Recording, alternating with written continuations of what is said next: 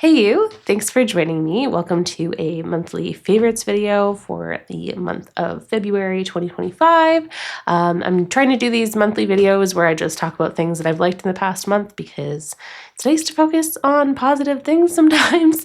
And also it's something to kind of force me to get a turnaround really quickly and not overthink things, not over edit things.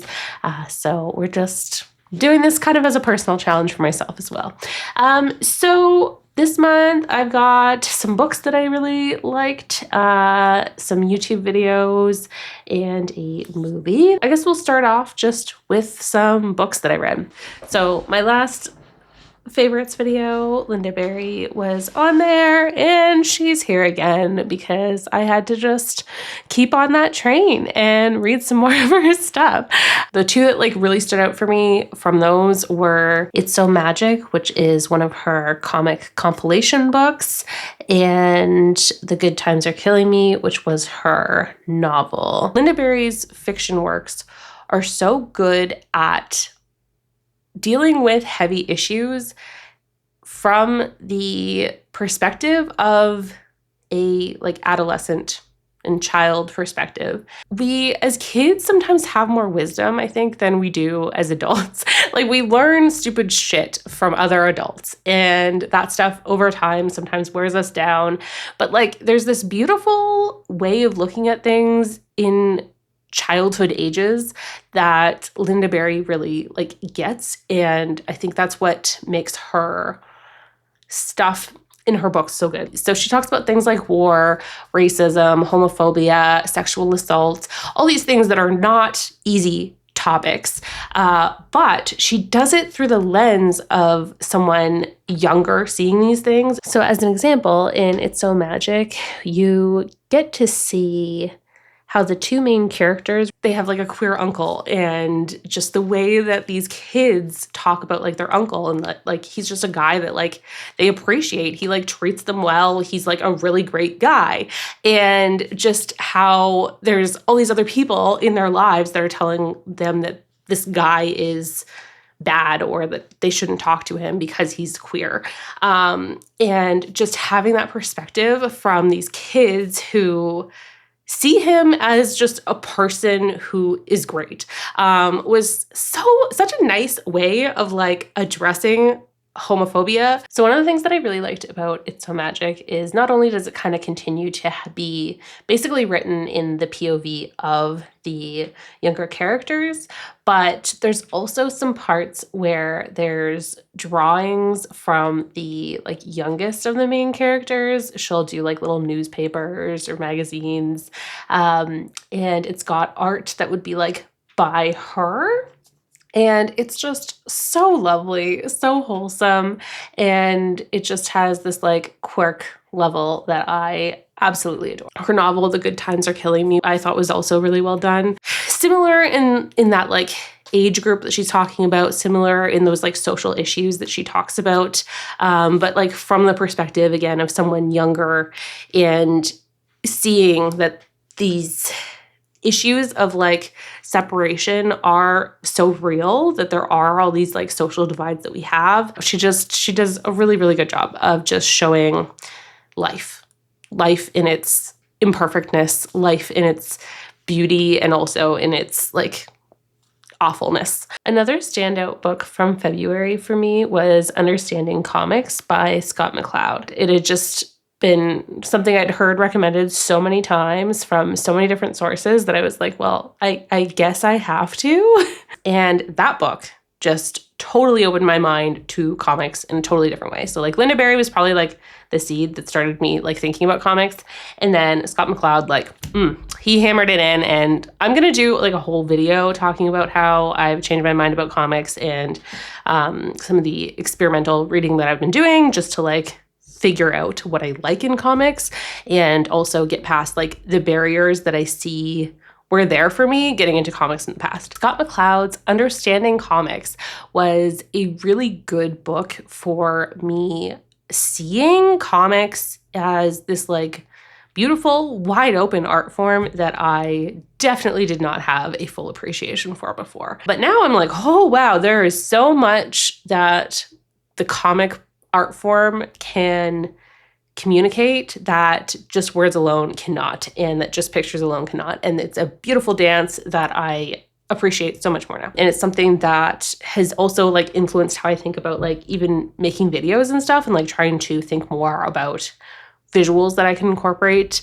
rather than just like focusing more on words. So it's like really helped me to try and like focus my perspective on like even non-comic related things, but taking some of the wisdom from comics. Really loved that book. Also read one of his follow-up books in that like series that he has called Making Comics. And that one is also really good. I feel like it also just kind of like solidified my appreciation of comics. I would love to just learn more through comic form, because there's just so much that it can kind of reiterate with the visual and words dance that it does. So after reading these books that kind of convinced me that, hey, maybe I like comics, that's been like what I've been focusing my reading on. So I looked for some comic books that just going in blindly seemed to appeal to me. And I found this one called Stitches by David Small. I seem to love sad comics. I seem to like comics that deal with heavy issues. So this book is a memoir based on David Small's childhood. I don't want to go too far into things, but there is like child abuse stuff in there. It is a very heavy book, but it deals with these heavy subjects really well in this art form. It doesn't have a lot of words in it. It's a lot more picture heavy, but the dance between them to share his story and share like the heaviness and the emotions in the story through the visuals was really good. How things feel probably at that age, feeling those things, it felt like it was communicated a lot better in this visual word hybrid than it would have been in just a novel form or just a picture form. And David Small is like an illustrator. Like he has illustrated tons of kids' books, and he's written a few other books where he's illustrated and written them. But I think this is his only nonfiction one that he's done. And so that was kind of an interesting one to dive into. And then speaking of heavy subject matter, I read Mouse by Art Spiegelman. So it talks about the Holocaust and Art Spiegelman's dad's experience surviving that as a Jew. So he it is a heavy book, obviously, with the subject matter, but it was done so well in comic form. The book shows Art Spiegelman trying to get the stories from his dad and like the strained relationship that he had with his dad, and some of the like tensions, I guess, that existed in their relationship, and some of the things that kind of ricocheted intergenerationally were displayed really well in this book, and also were like a little bit refreshing after reading about some of the really heavy stuff that happened.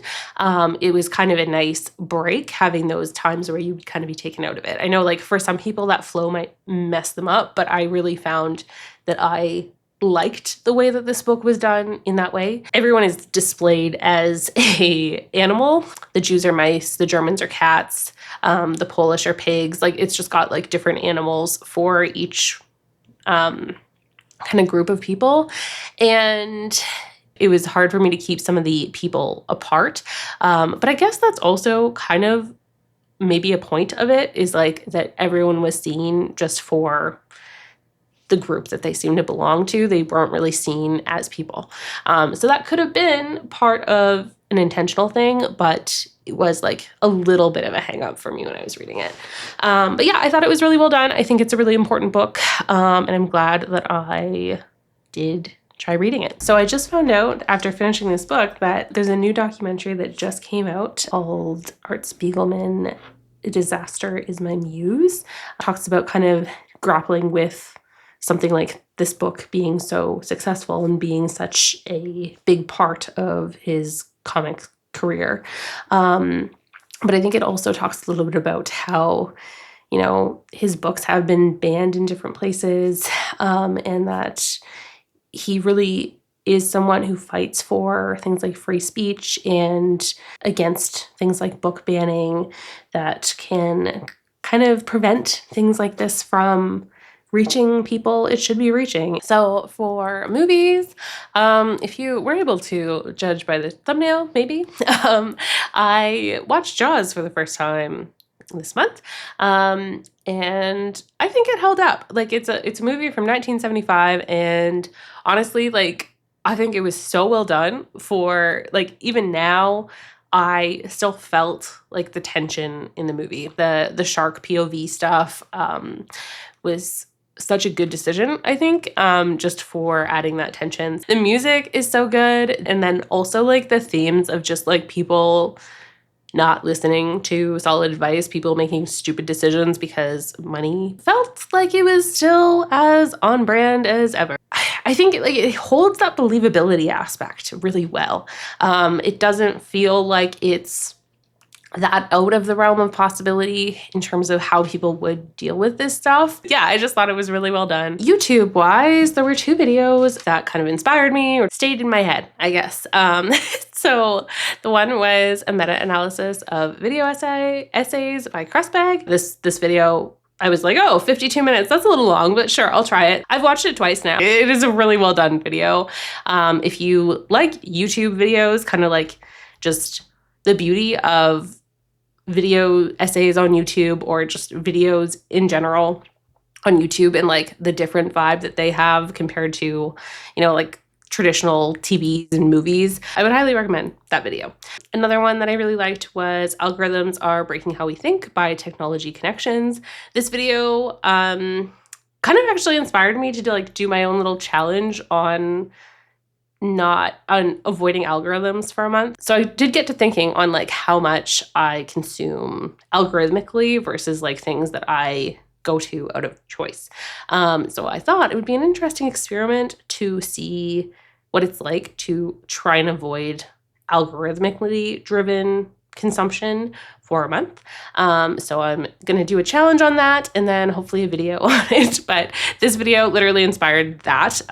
So yeah, it was just a really well done video, kind of urging us to continue to use our brains, use our autonomy, and keep thinking. If you haven't seen any of Technology Connections videos, they are also amazing, but this is kind of a different one for his like usual style of video. With both of these videos, you can feel the passion that these YouTubers have for what they're talking about. You can feel that it's something that they care about. While both of them are very different subject matter-wise, the vibe is still caring about things, and I know that it's apparently cool not to care about things these days, but for me, that just draws me into a video so much more. So thanks so much for joining me. Let me know if you had any favorites in your last month that you would like to shout out.